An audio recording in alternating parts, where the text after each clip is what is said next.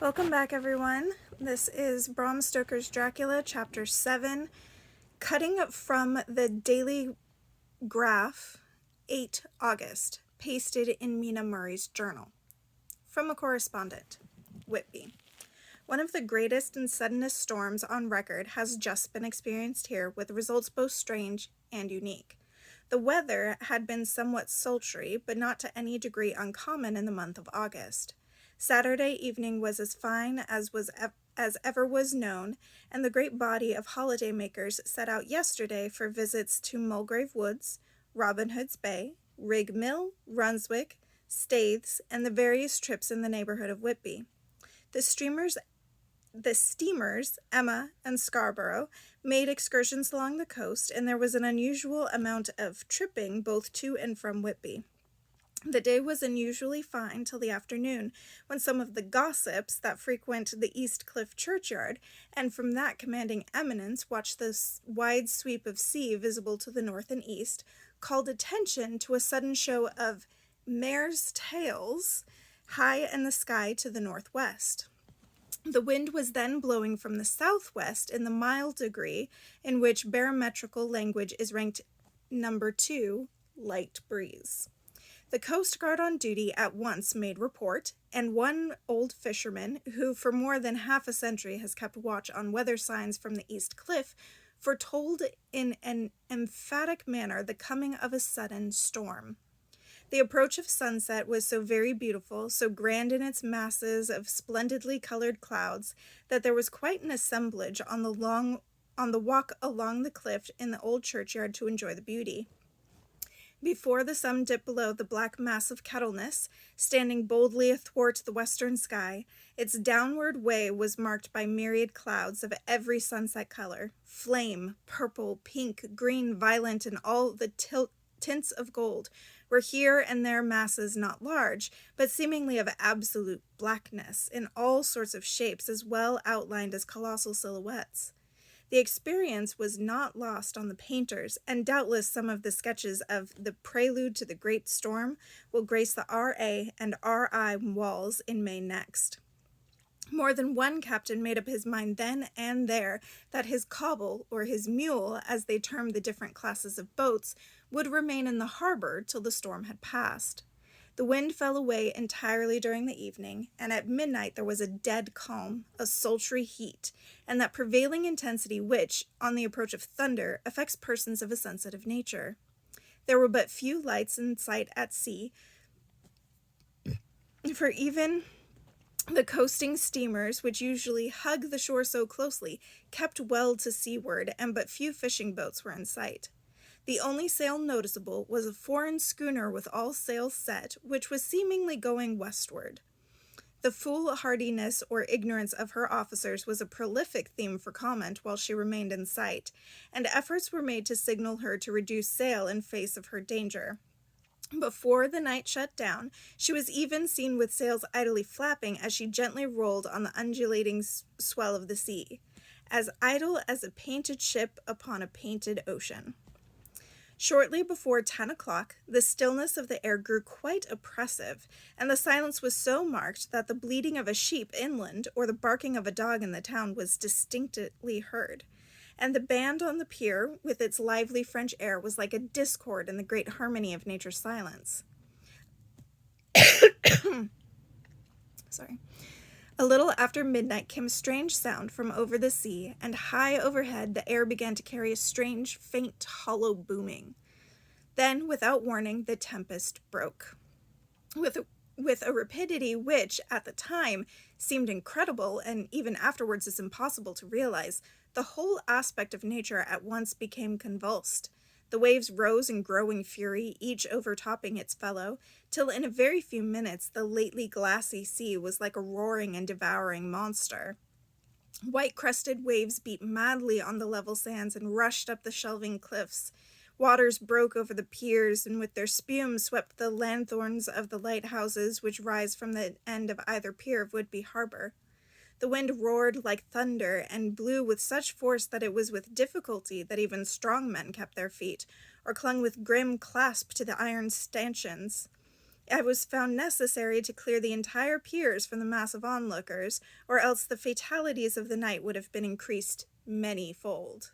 To add to the difficulties and dangers of the time, masses of sea fog came drifting inland, white, wet clouds which swept by in ghostly fashion, so dank and damp and cold that it needed but little effort of imagination to think that the spirits of those lost at sea were touching their living brethren with the clammy hands of death, and with many a one shuddered as the wreaths of sea mist swept by. At times the mist cleared, and the sea for some distance could be seen in the glare of the lightning, which now came thick and fast, followed by such sodden peals of thunder that the whole sky overhead seemed trembling under the shock of the footsteps of the storm. Some of the scenes thus revealed were of immeasurable grandeur and of absorbing interest. The sea, running mountains high, threw skywards with each wave mighty masses of white foam, which the tempest seemed to snatch at and whirl away into space. Here and there a fishing boat, with a rag of sail, running madly for shelter before the blast. Now and again the white wings of a storm-tossed seabird. On the summit of the east cliff the new searchlight was ready for experiment, but had not yet been tried. The officers in charge of it got it into working order, and in the pauses of the inrushing mist swept it with the surface of the sea. Once or twice its service was most effective, as when a fishing boat, with gunwale under water, rushed into the harbor able, by the guidance of the sheltering light, to avoid the danger of dashing against the piers. As each boat achieved the safety of the port, there was a shout of joy from the mass of people on shore, a shout which for a moment seemed to cleave the gale and was then swept away in its rush. Before long the searchlight discovered some distinct distance away a schooner with all sails set, apparently the same vessel which had been noticed earlier in the evening. The wind had by this time backed to the east, and there was a shudder amongst the watchers on the cliffs as they realized the terrible danger in which she now was. Between her and the port lay the great flat reef on which so many good ships from time to time have suffered, and, with the wind blowing from its present quarter, it would be quite impossible that she should fetch the entrance of the harbor. It was now nearly the hour of high tide, but the waves were so great that in their troughs the shallows of the shore were almost visible, and the schooner, with all sails set, was rushing with such speed that, in the words of one old salt, she must fetch up somewhere if only it was in hell. Then came another rush of sea fog, greater than any hitherto, a mass of dank mist, which seemed to close on all things like a grey pall, and left available to men only the organ of hearing, for the roar of the tempest, and the crash of the thunder, and the booming of the mighty bellows came through the damp oblivion even louder than before. The rays of the searchlight were kept fixed on the harbor mouths across the east pier, where the shock was expected, and men waited breathless. The wind suddenly shifted to the northeast, and the remnant of the sea fog melted in the blast, and then, mirabile dictu, between the piers, leaping from wave to wave as it rushed at headlong speed, swept the strange schooner before the blast with all sails set and gained the safety of the harbor. The searchlight followed her, and a shudder ran through all who saw her, for lashed to the helm was a corpse, with drooping head, which swung horribly to and fro at each motion of the ship. No other form could be seen on deck at all. A great awe came on all as they realized that the ship, as if by miracle, had found the harbor unsteered save by the hand of a dead man. However, all took place more quickly than it takes to write these words. The schooner paused not, but rushing across the harbor, pitched herself on that accumulation of sand and gravel, washed many tides and many storms into the southeast corner of the pier, jutting under the east cliff, known locally as Tate Hill Pier. There was, of course, a considerable concussion as the vessel drove up on the sand heap. Every spar, rope, and stay was strained, and some of the top hamper came crashing down. But, strangest of all, the very instant the shore was touched, an immense dog sprang up on deck from below, as if shot up by the concussion, and running forward, jumped from the bow onto the sand. Making straight for the steep cliff, where the churchyard hangs over the laneway to the east pier so steeply that some of the flat tombstones thruff streams, or through stones, as they call them in the Whitby vernacular, actually project over where the sustaining cliff has fallen away. It disappeared in the darkness, which seemed intensified just beyond the focus of the searchlight. It so happened that there was no one at the moment on Tate Hill Pier, as all those whose houses were in close proximity were either in bed or were out on the heights above. Thus the Coast Guard on duty on the eastern side of the harbor, who at once ran down to the little pier, was the first to climb on board. The men working the searchlight, after scouring the entrance of the harbor without seeing anything, then turned the light on the derelict and kept it there. The Coast Guard ran aft, and when he came beside the wheel, bent over to examine it, and recoiled at once as though under some sudden emotion. This seemed to pique the general curiosity, and quite a number of people began to run. It was a good way round from the west cliff by the drawbridge to Tate Hill Pier, but your correspondent is a fairly good runner, and came well ahead of the crowd. When I arrived, however, I found already assembled on the pier a crowd, whom the Coast Guard and police refused to allow to come on board. By the courtesy of the chief boatman, I was, as your correspondent, permitted to climb on deck, and was one of a small group who saw that dead seaman whilst actually lashed to the wheel. It was no wonder that the Coast Guard was surprised, or even awed, for not often can such a sight have been seen. The man was simply fastened by his hands, tied one over the other to a spoke of the wheel. Between the inner hand and the wood was a crucifix, the set of beads on which was fastened being around both wrists and wheel, and all kept fast by the binding cords. This poor fellow may have been seated at one time, but the flapping and buffeting of the sails had worked through the rudder of the wheel and dragged him to and fro, so that the cords with which he had tied had cut flesh to the bone. Accurate note was made of the state of things, and a doctor, Surgeon J. M. Caffin of 33 East Elliot Place, who came immediately after me, declared, after making examination, that the man must have been dead for quite 2 days. In his pocket was a bottle, carefully corked, empty save for a little roll of paper which proved to be the addendum to the log. The Coast Guard said the man must have tied up his own hands, fastening the knots with his teeth.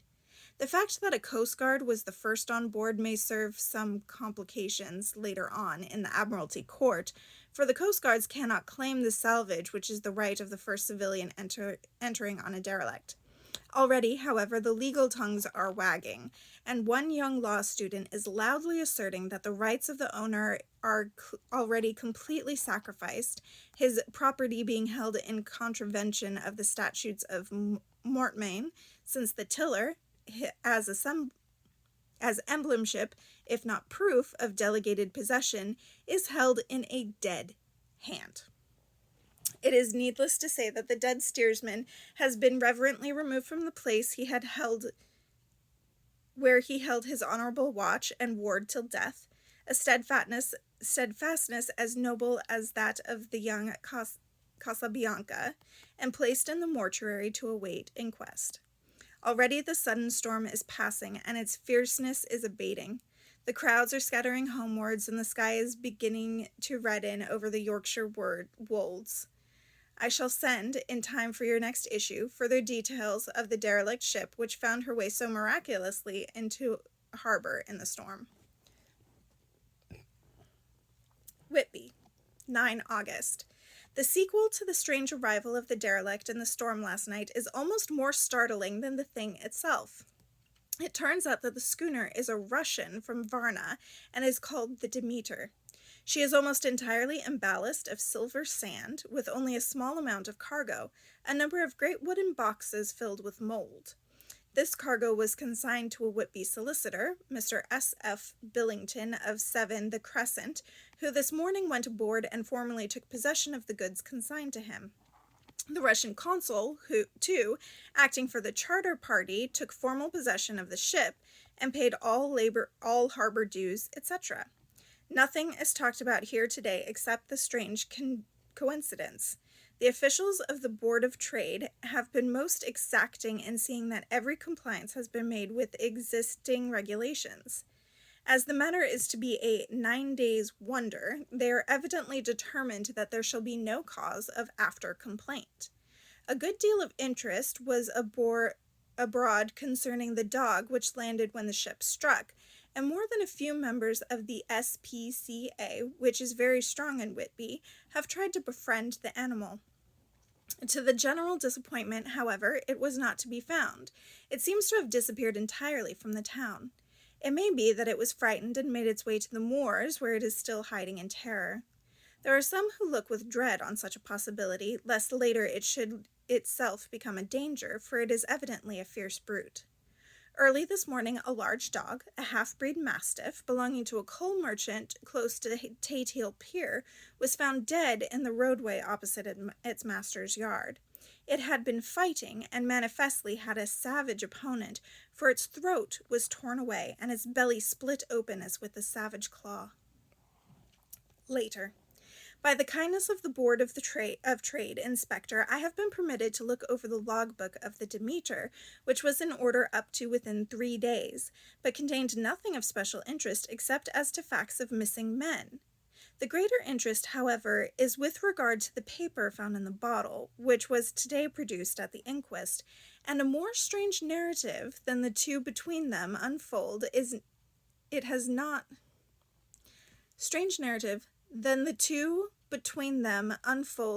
not been my lot to come across. As there is no motive for concealment, I am permitted to use them, and accordingly send you a rescript, simply omitting technical details of seamanship and supercargo. It almost seems as though the captain had been seized with some kind of mania before he had got well into the blue water, and that this had developed persistently throughout the voyage. Of course, my statement must be taken cum grano, since I am writing from the dictation of a clerk of the Russian consul, who kindly translated for me, time being short. Log of the Demeter, Verna to Whitby. Written 18 July, things so strange happening that I shall keep accurate note henceforth till we land. On 6 July we finished taking in cargo, silver sand and boxes of earth. At noon set sail. East wind, fresh, crew 5 hands, 2 mates, cook, and myself, captain. On 11 July at dawn entered Bosphorus, boarded by Turkish customs offers, bakshish, all correct, underway at 4 p.m. On 12 July through Dardanelles,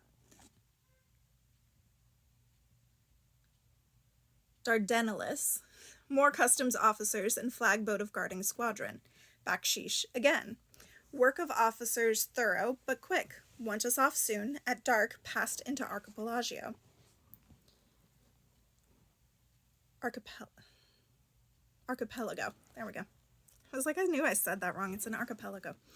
On 13 July, past Cape Matapan. Crew dissatisfied about something. Seemed scared, but would not speak out. On 14 July, was somewhat anxious about crew. Men all steady fellows who sailed with me before. Mate could not make out what was wrong. They only told him there was something and crossed themselves. Mate lost temper with one of them that day and struck him. Expected fierce quarrel, but all was quiet. On 16 July, mate reported in the morning that one of the crew, Petrovsky, was missing. Could not account for it. Took labored watch 8 bells last night and was released by Abramov, but did not go to bunk. Men more downcast than ever.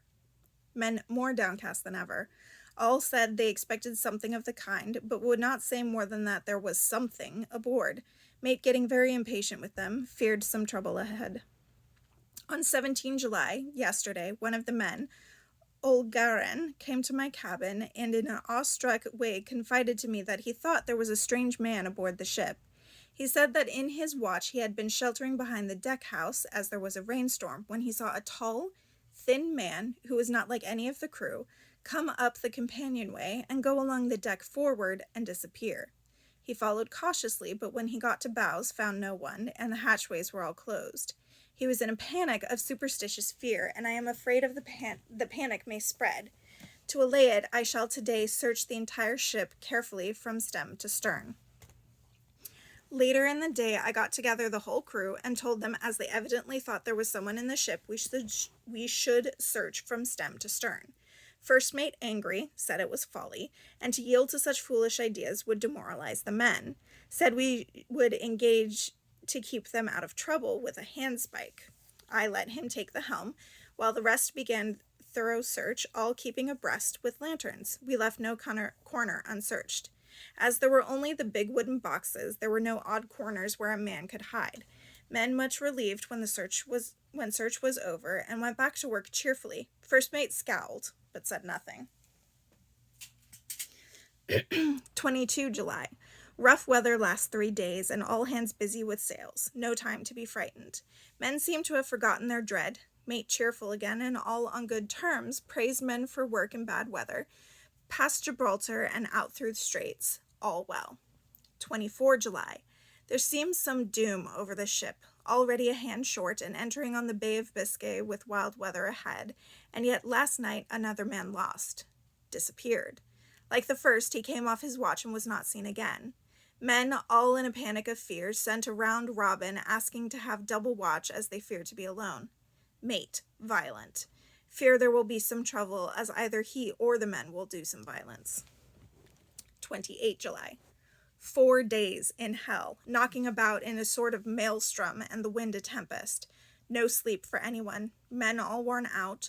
Hardly know how to set a watch, since no one fit to go on. Second mate volunteered to steer and watch and let men snatch a few hours' sleep. Wind abating, seas still terrific, but feel them less, as ship is steadier. 29 July. Another tragedy. Had single watch tonight, as crew too tired to double. When morning watch came on deck, could find no one except steersman. Raised outcry, and all came on deck. Thorough search, but no one found. Are now without second mate and crew in a panic. Mate and I agreed to go armed henceforth and wait for any sign of cause. 30 July. Last night, rejoiced we are nearing England. Weather fine, all sails set. Retired, worn out, slept soundly. Awaked by mate telling me both men on watch and steersman missing. Only self and mate and 2 hands left to work ship. 1st August. 2 days of fog, and not a sail sighted. Had hoped when in English Channel to be able to signal for help or get in somewhere. Not having power to work sails, have to run before wind. Dare not lower, as could not raise them again. We seem to be drifting to some terrible doom. Mate now more demoralized than either of them. His stronger nature seems to have worked inwardly against himself. Men are beyond fear, working stolidly and patiently, with minds made up to the worst. They're Russian, he Romanian.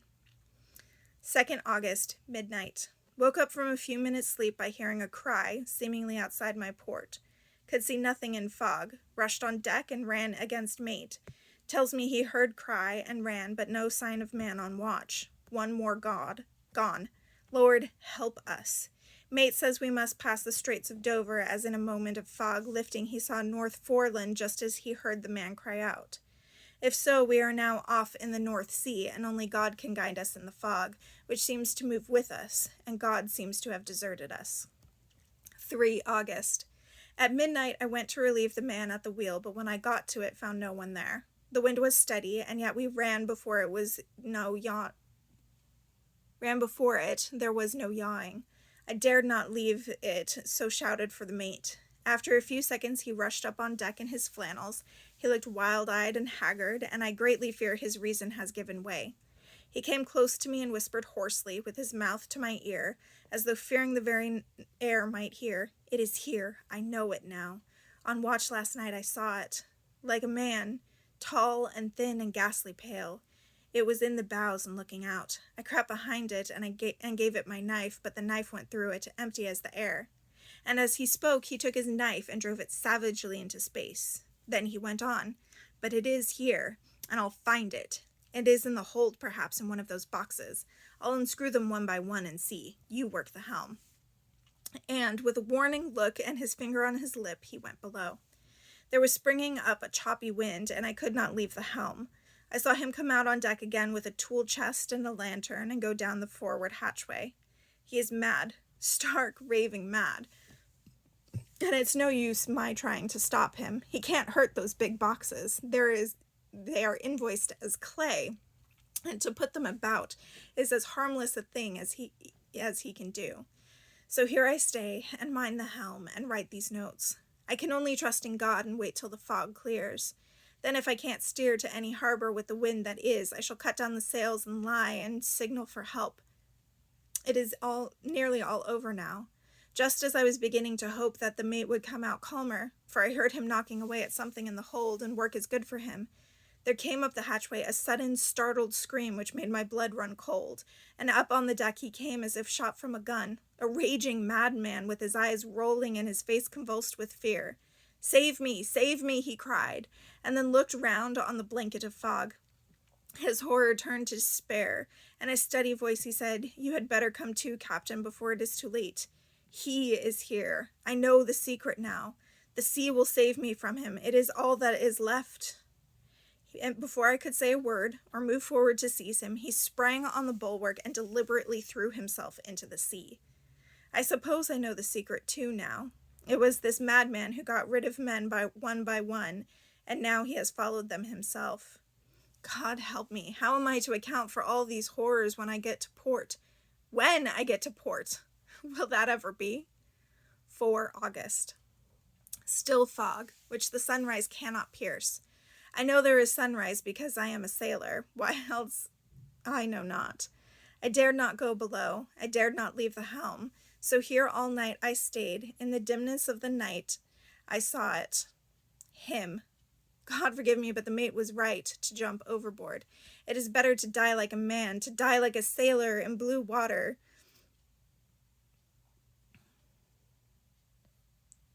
Oh my gosh, my page turned on me, sorry.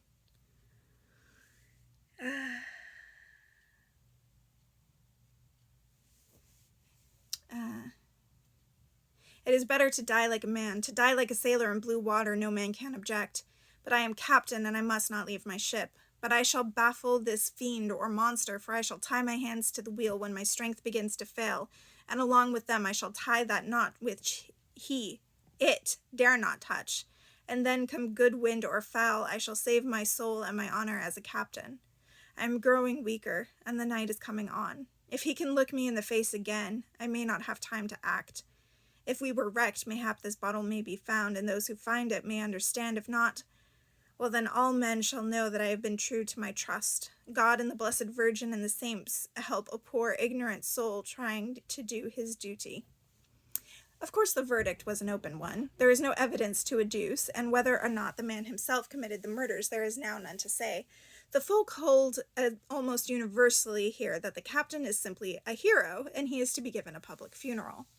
Already it is arranged that his body is to be taken with a train of boats up the Esk for a piece, and then brought back to Tate Hill Pier and up the Abbey steps, for he is to be buried in the churchyard on the cliff. The owners of more than 100 boats have already given in their names as wishing to follow him to the grave. No trace has ever been found of the great dog, at which there is much mourning, for, with public opinion in its present state, he would, I believe, be adopted by the town. Tomorrow we'll see the funeral, and so will end this one more mystery of the sea. Mina Murray's journal, 8 August. Lucy was very, very restless all night, and I, too, could not sleep. The storm was fearful, and as it boomed loudly among the chimney pots, it made me shudder. When a sharp puff came, it seemed to be like a distant gun. Strangely enough, Lucy did not wake, but she got up twice and dressed herself. Fortunately, each time I awoke in time and managed to undress her without waking her and got her back to bed. It is a very strange thing, this sleepwalking, for as soon as her will is thwarted in any physical way, her intention, if there be any, disappears, and she yields herself almost exactly to the routine of her life. Early in the morning we both got up and went down to the harbor to see if anything had happened in the night. There were very few people about, and though the sun was bright and the air clean and fresh, the big, grim-looking waves that seemed dark themselves because of the foam that topped them was like snow, forced themselves in through the narrow mouth of the harbor, like a bullying man going through a crowd. Somehow I felt glad that Jonathan was not on the sea last night, but on land. But oh, is he on land or sea? Where is he, and how? I'm getting fearfully anxious about him. If only I knew what to do and could do anything. 10 August. The funeral of the poor sea captain today was most touching. Every boat in the harbor seemed to be there, and the coffin was carried by captains all the way from Tate Hill Pier up to the churchyard. Lucy came with me, and we went early to our old seat whilst the cortege of boats went up the river to the viaduct and came down again. We had a lovely view and saw the procession nearly all the way. The poor fellow was laid to rest quite near our seat, so that we stood on it when the time came and saw everything. Poor Lucy seemed much upset. She was restless and uneasy all the time, and I cannot but think that her dreaming that at night is telling on her. She is quite odd in one thing. She will not admit to me that there is any cause for restlessness, or if there be, she does not understand it herself. There is an additional cause that poor old Mr. Swales was found dead this morning on our seat, his neck being broken. He had evidently, as the doctor said, fallen back in the seat at some sort of fright, for there was a look of fear and horror on his face that the man said made him shudder. Poor dear old man. Perhaps he had seen death with his dying eyes. Lucy is so sweet and sensitive that she feels influences more acutely than other people do. Just now she was quite upset by a little thing which I did not much heed, though I myself am very fond of animals. One of the men who came up here often to look for the boats was followed by his dog. The dog is always with him. They are both quiet persons, and I never saw the man angry, nor heard the dog bark. During the service, the dog would not come to its master, who was on the seat with us, but kept a few yards off, barking and howling. Its master spoke to it gently, and then harshly, and then angrily, but it would neither come nor cease to make a noise. It is in a sort of fury, with his eyes savage and all his hairs bristling out like a cat's tail when puss is on the warpath. Finally, the man, too, got angry and jumped down and kicked the dog, and then took it by the scruff of the neck and half dragged and half threw it on the tombstone on which the seat is fixed. The moment it touched the stone, the poor thing became quiet and fell into a tremble. It did not try to get away, but crouched down quivering and cowering, and was in such a pitiable state of terror that I tried, though without effect, to comfort it. Lucy was full of pity too, but she did not attempt to touch the dog, but looked at it in an agonized sort of way. I greatly fear that she is of too supersensitive a nature to go through the world without a trouble. She will be dreaming of this tonight, I am sure.